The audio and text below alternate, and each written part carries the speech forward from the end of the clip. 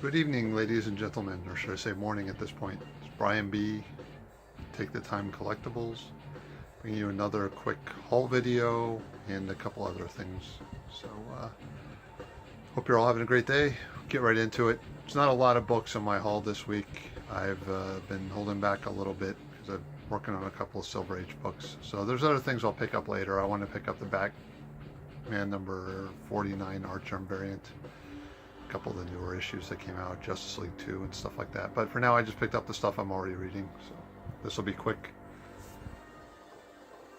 First book we got,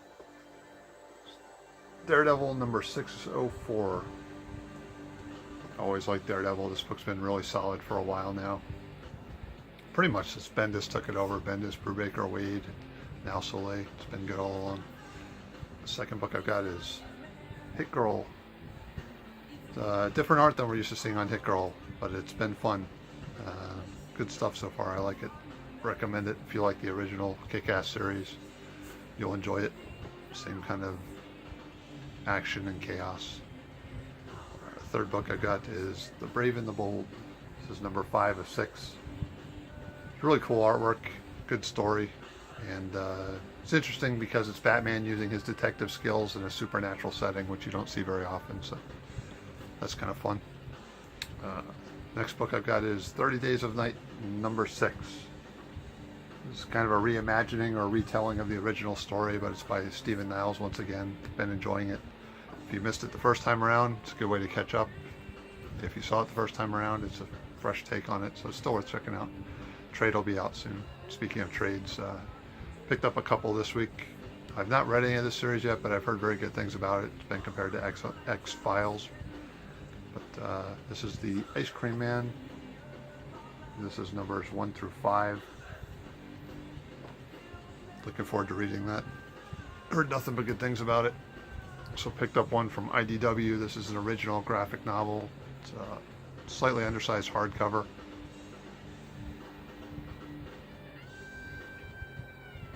But from IDW, it's a ex-cop, now private detective, tracking a serial killer. It's called 8 Million Ways to Die. I like crime noir stuff, so looking forward to reading that at some point. Add it to my never-ending reading pile. Diamond was running a sale this week on some Marvel trades in hardcover, so I picked up a couple things I've read before, but wanted to read again. This is the Guardian Devil. This is Kevin Smith's run on the Marvel Knights Daredevil. It was a good story. I'm looking forward to reading it again.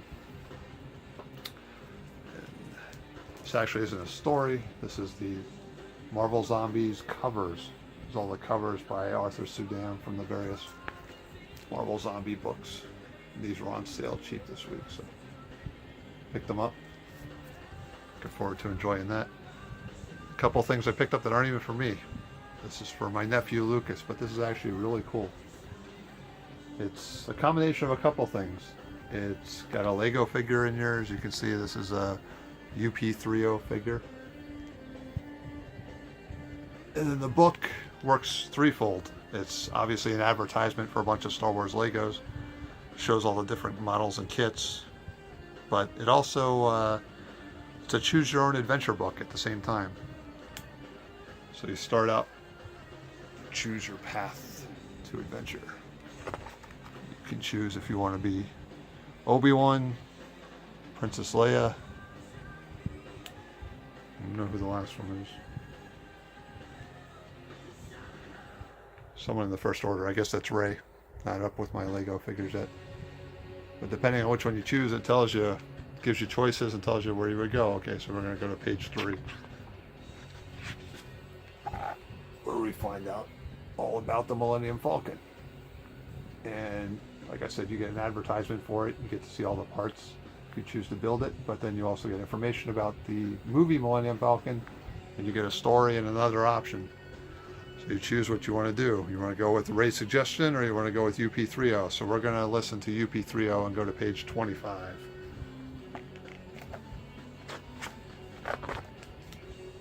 Then on page 25, you have a run-in with Kylo Ren.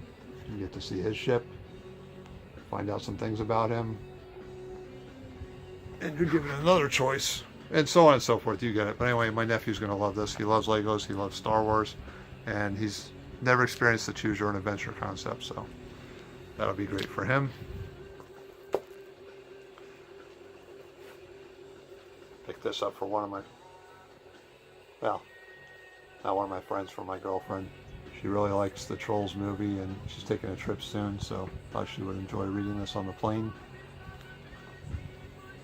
She doesn't know she's getting it. She will when she sees this, but hopefully she will enjoy it. I saw the movie for the first time recently and it's a lot of fun. If you haven't seen it, check it out. And the last thing I picked up, disclaimer warning again, I show these off and I really like CONNY Valentina. She does variant covers for the Cave Woman series. A lot of them have nudity. It's tasteful nudity. If that offends you, stop watching for the next 90 seconds. She did 2 covers this week. This is Cave Woman Return to Labyrinth number 2, cover G. There are 350 of these made.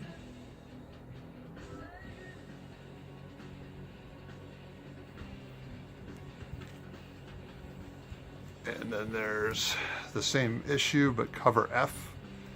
This is really nice cover. Anytime Connie gets to work with water, she does really nice stuff. Oh, I was happy to see this. You get the really cool foliage in the background, reflection in the water. The hair is wet. It's awesome. She pays attention to light and shading. So, love her stuff. I picked up.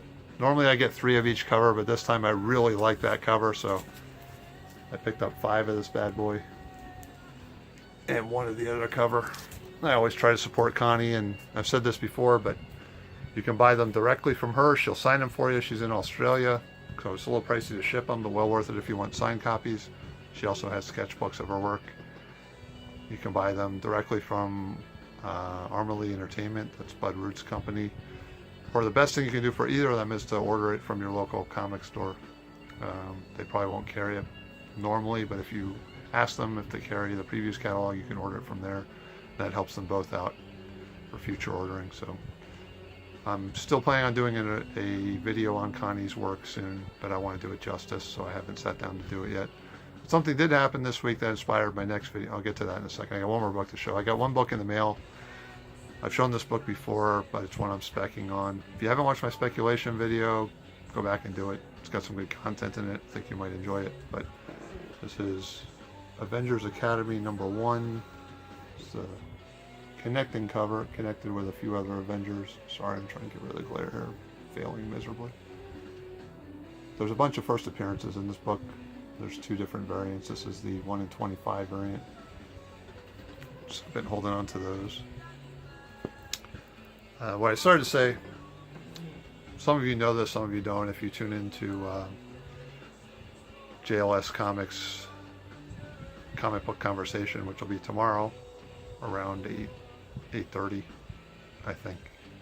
Yeah, 8:30ish. Jesse, Edwin, Justin, and Chris do Thursday comic conversation pretty much every week. It's an awesome show, lots of good content, and a really fun chat room. And I usually hang out in that chat room. If you've been in there before, you probably know that I work at a comic book store. And working at a comic book store, I might have some insight to things that some of you might not. And something's been going on for a long time, but really, really badly for the last 10 years. And as a retailer, we've cried out about it. Diamond Comics has a monopoly on distribution. If you buy new books and you want them wholesale at max discount, that's the only place you can get them. There's independent people, Westfield, Midtown, stuff like that, but pretty much if you have a store, you have a Diamond account. Because they have no competition, they can do what they want. They have some bad practices, and one of those things that is out of control of late, and it's been going on for a while, any retailer will tell you about it, is damages. Damages are bad whenever they happen, but they're really bad when they're preventable. And 80% or more of the damages that we get from Diamond are completely preventable if they would just pack them to protect the corners of the books from UPS, which they don't do. So that's what my next video is going to be about. I've been threatening to do it forever. My hope is that you all will not only watch it, but share it. get it out there in the public eye so as many people as can will tell other people about it. And maybe Diamond will finally do something about it, because me screaming to them for the last 10 years has done nothing. But the solution is actually really simple. They don't have to buy any new materials. They don't have to change anything except for what they do with what they have. They basically use 3 different size boxes for the majority of their shipment. And I'm not going to get into it now because that's what the video is going to be about. But quick preview. Here's a Diamond box. This is one of the 3, and it'll be visual demonstration video with a simple solution that I hope Diamond will pick up.